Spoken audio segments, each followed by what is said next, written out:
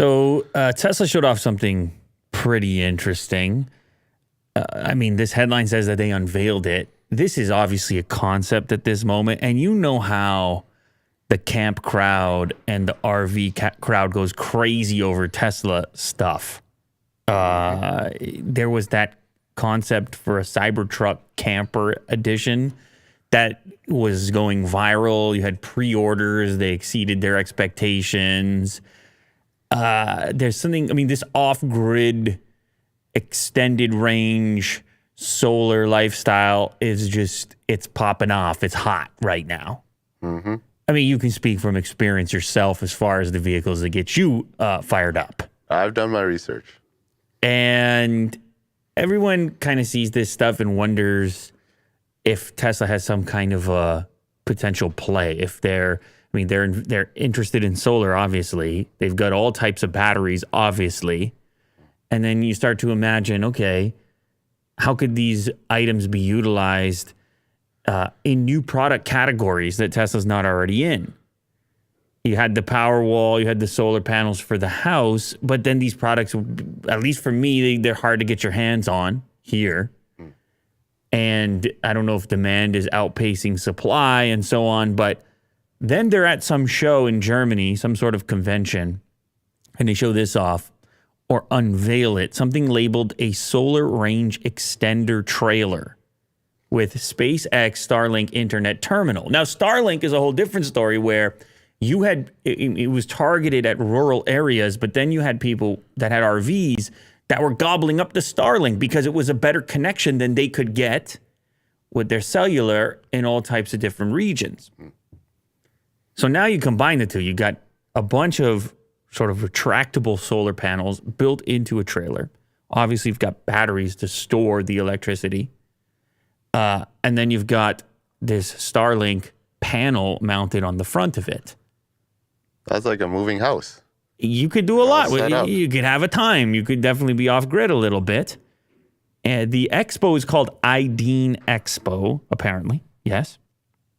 And where is that happening? Hanover in Germany. And that was this week. And they surprised attendees by unveiling this system, equipping a trailer with deployable solar panels.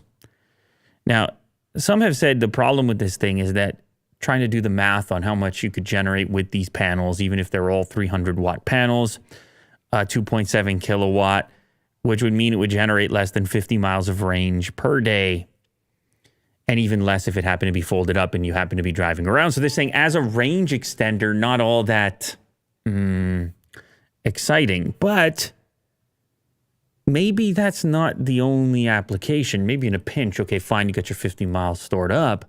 But what about all the other things you might do as you travel, as you use your Tesla as a recreational vehicle?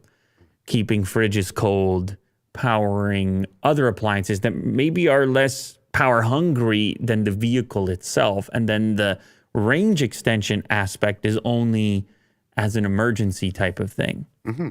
But also this is a proof of concept, possibly, or just a concept in general, that maybe at some point in time as solar tech improves, you could see devices like this being dragged behind cars. I have all kinds of questions, obviously, regarding weight, because now you're pulling around this heavy unit. Presumably it has batteries in it and so forth. But people are definitely excited for a potentially electric RV future at some point in time. This Off the grid. Yeah, this could be some kind of indicator, some kind of teaser. Tesla put their logo on it, man. Mm-hmm. Who knows? We'll see. This next clip was just going bananas. Yes, I'm sure you've seen it.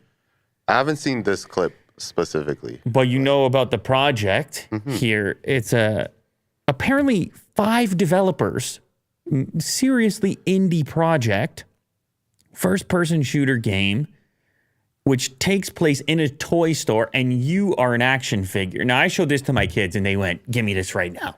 They said, I play this right now. There's something about being miniaturized, and there's something about the detail of being in a toy store that's just so compelling. I don't know if you agree, if this applies to you or not. No, this is very interesting. you're like launching off different pads, and the fighting is going from the floor to the shelves, and you yourself are an action figure, and you're fighting other action figures of all different styles. It kind of has that Fortnite effect where even though you're shooting people, it's so cartoonish or colorful and seemingly harmless that every kid in the world picks it up and the moms all give the seal of approval. Do you know what I'm saying, Will?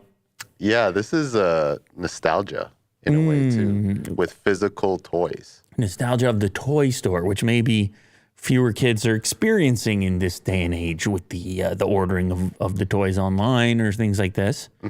Yes, there is something. The toy store in general is a very fantastic environment, imaginative environment, all the possibilities walking into the toy store. You probably have your very own toy store memories. A lot of good vibes. I remember Lego.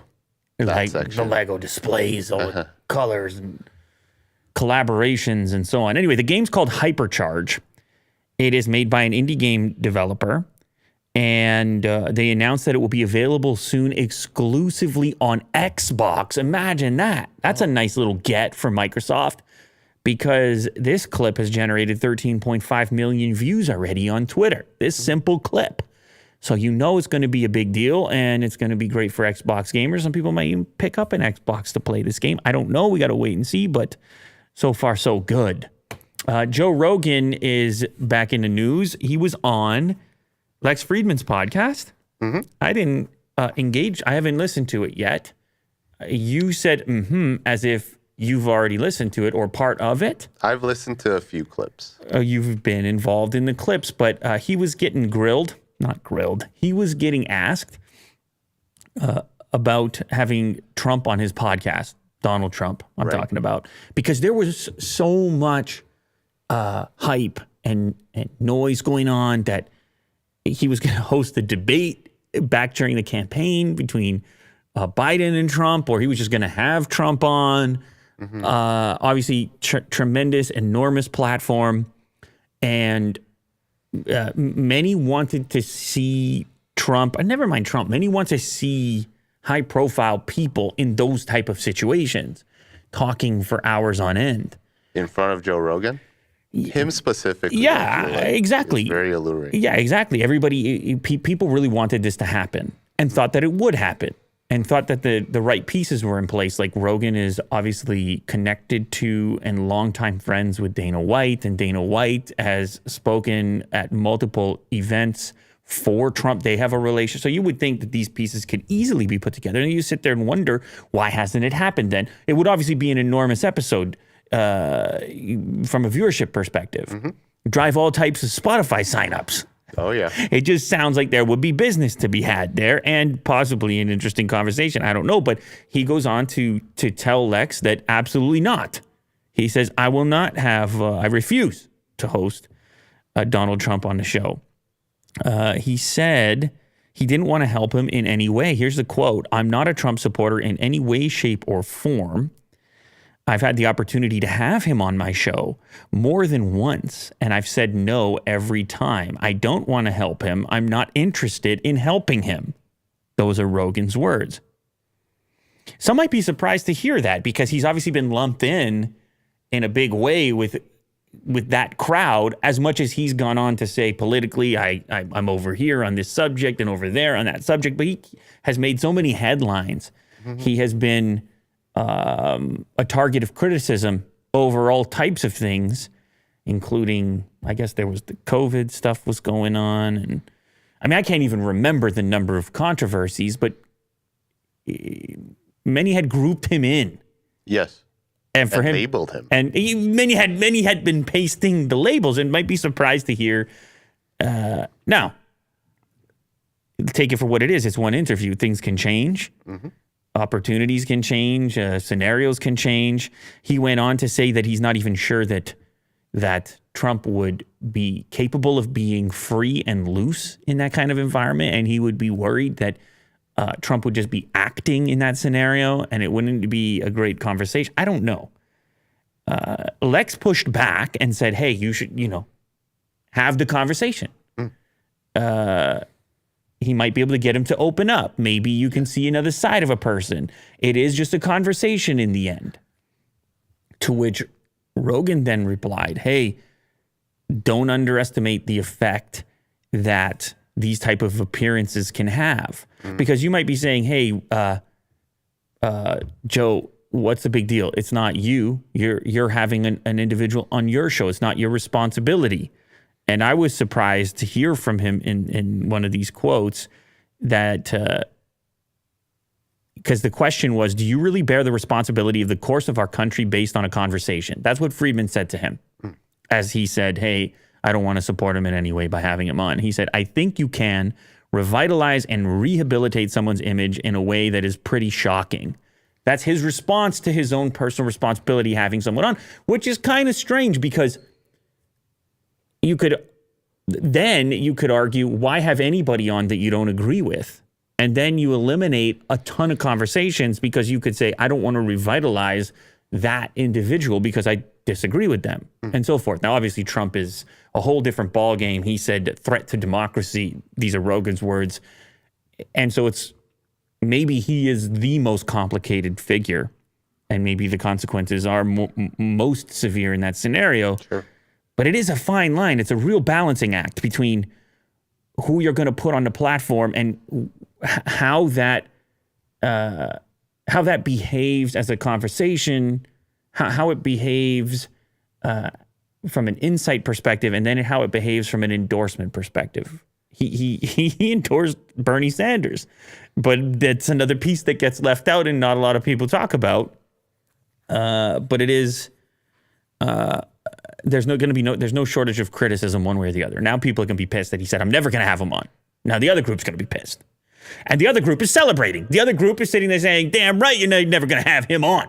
Threat to democracy. But then the Trump group's going to say, Rogan, we thought you were with, you can't. Yeah, you can't win.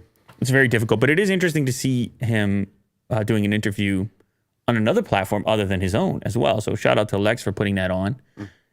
One thing is for certain, things change over time, opportunities and so forth. And so even though he's saying absolutely not, it'll never happen, I wouldn't say never personally. Gotta wait and see what goes down. But he did show some sort of a positive message relating to Governor Ron DeSantis of Florida. He's saying he would make a good president. So he threw some other name out there instead of Trump in the interview. But you can go check the clip for yourself. The clip is on YouTube.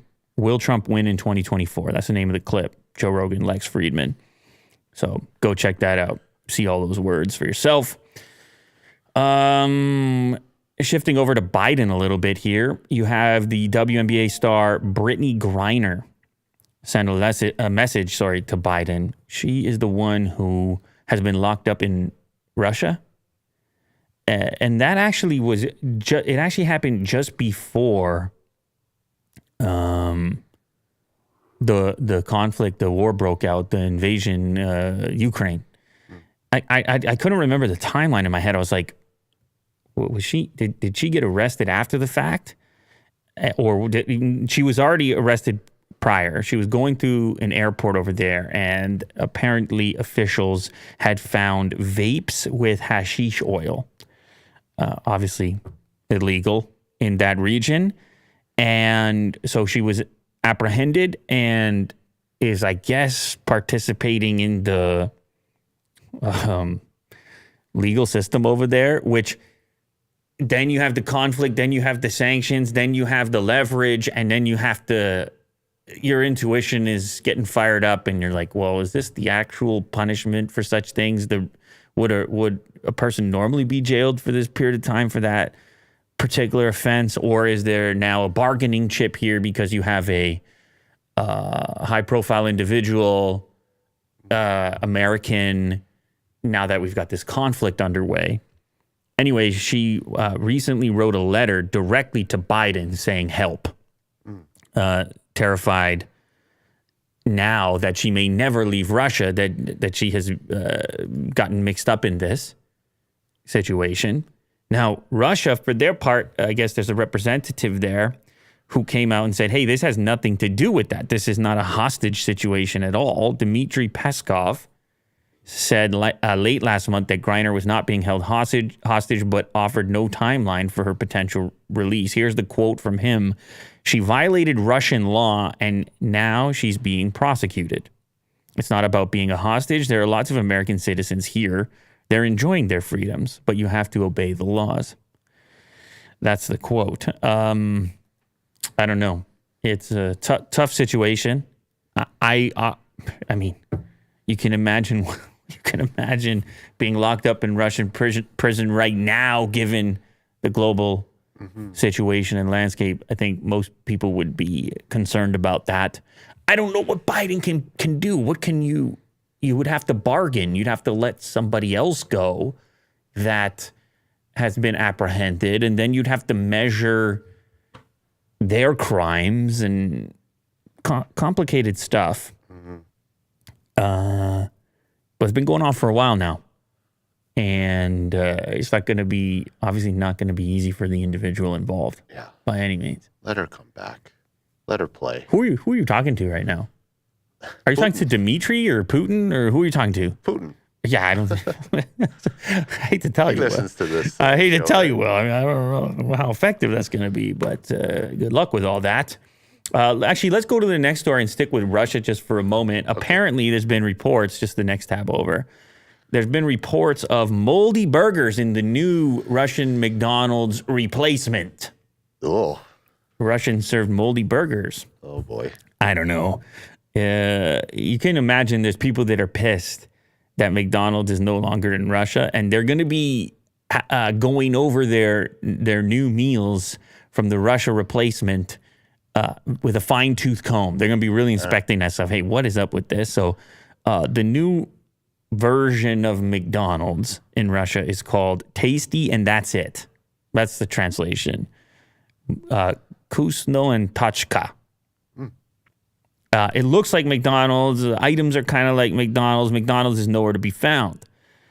And now, there's disturbing images, apparently, that have emerged showing mold on the hamburger buns, and other customers have reported finding insect legs in the meat patties. Oh.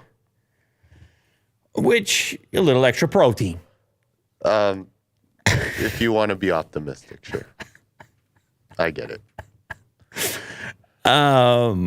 Ksenia Sobchak, a Russian television personality and a leader of the political opposition to the Putin government, well, that's definitely someone who'd be reporting on this, posted the images on her Telegram chat channel. It looks like they don't quite honor the standards of McDonald's, at least in terms of product quality control. Today, at least 3 cases were recorded of burgers with moldy buns sold to customers. That's the insect leg that we're looking at I right guess now? that must be an insect leg, yeah. Okay. Yeah, so social media is going to be, I just can't imagine being happy. Maybe there's a new appreciation for what McDonald's does, delivering the sheer quantity of fast food as quickly as they do and without the moldy buns. Have you ever experienced the moldy? I don't think I did. From McDonald's? Yeah. I don't believe so. I don't think Their so. quality is top notch. I don't know if they're, I don't know, who knows? Maybe they freeze it or have some other process for it. Yeah. But yeah, you're not going to be a happy customer. They had hundreds of locations over there, like 700 locations. They've all converted over. It says McDonald's sold its 700 eateries to the operators. So I guess, I don't think they got something for it. Who knows if they'll ever come back? Probably not anytime soon. Probably a couple more moldy buns. It is just a few photos, though. They're just getting started over there, Will. Yeah, growing pains. Tasty and that's it. Moldy and that's it. They'll figure out. Said. They're gonna figure out the tasty part. Okay. They're gonna. That does kind of bother me, though.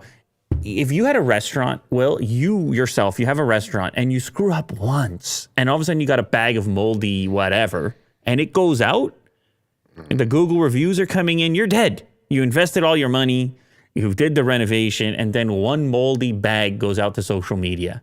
Like 12 customers. That's all it takes nowadays. And you're like, no, come back. I'll make it right. I really screwed up. I'm just, or it was even if you owned it, it was an employee who screwed up and grabbed the moldy bag, and That was supposed to go to the dumpster. there's no second chances out here. No. You just there's too much selection, too many options, too many places I can go other than Willie Doo's Burger Co. I'll give you a shot. I'm going to give you a second chance. You give me the moldy bun. Okay. You give me the moldy bun. I'm going to come back. I'm going to talk to you. I'm going to say, listen, I want to give you a heads up. The bun's got a little bit of mold on it. I'm not writing the Google review. We're going to do this again. I'm going to order the next one. We're going to sort it out. Just need to make you aware. Okay, good to know. That's what we're going to do. Willie Doo Burger Co. One way you can get the produce for Willie Doo Burger Co. is that you can hopefully get some food from some produce that was farmed on Bill Gates' expanding empire of farmland. Does he still farm it or does he just sit on it and hold it? I don't know. Why not farm it? If you're buying it, he just won legal approval to buy 2,100 acres of North Dakota farmland worth $13.5 million, and people across the state are livid. I think he might be the biggest owner of farmland in the U.S. now, but if he's not, whatever, he's in the top list. He has a tremendous amount of it. So does his pal Warren Buffett. They love the farmland investment. You know what happens, Will, with the inflation and the economy and the energy assets and so forth, they go all over the place. You can't predict. You know what you can't predict? The people will be eating the food from the farmland. Yeah. No matter what. Big swaths of land. No matter what. That's it. Just give me the land. And in his case, that's what he's been doing. Many speculate on the reason for this attraction, but it might just be solid investment, or it could be something incredibly conspiratorial. It's just up to you. Whatever you want to do in the comments. That's why you have the comments over there. Last week, he secured the legal approval for purchasing 2,100 acres of farmland. How about that? $13 million for 2,100 acres. Seemed like a good deal, actually, now that I look at it. Deal of a deal. I'm kind of sitting there saying, let me get in on this, Bill. Let me get a piece there, Bill. I want some farmland, too. Anyway, the reason he needed legal approval is because there's a stipulation in there in order to protect the farmland of North Dakota that corporations can't come in and just buy it all up.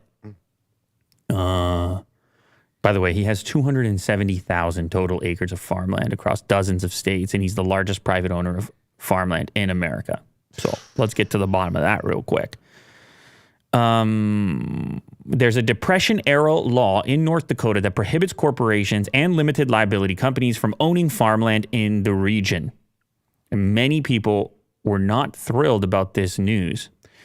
I've gotten a big earful on this, clear across the state. It's not even from just that neighborhood. Anti-corporate farming law does allow individual trusts to own farmland if it's leased to farmers, and that's what Gates plans to do. So he can have it so long as he leases it back to actual farmers doing the farming.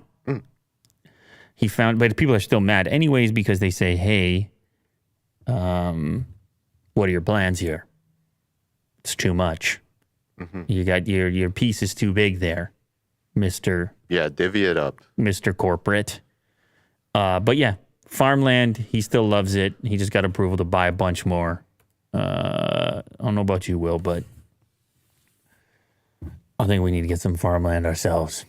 Yeah. We need to grow some. I don't think we need 2,100 acres. Okay. I think we need, maybe 10.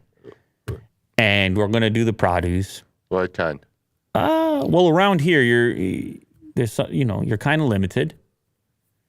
Ooh, winter?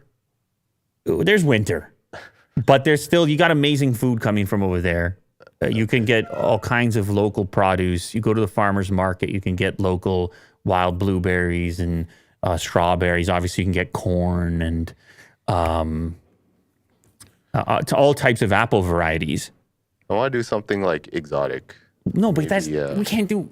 Why not? Winter? No, because we're trying to be, farm to table. Oh, okay. I can't grow like a burger tree or something. Local varieties, farm to table. Probably apples. We could do an orchard. Okay, I don't mind that. Can we do an orchard? Yeah. Let's think about it. All right. Yeah. See you guys.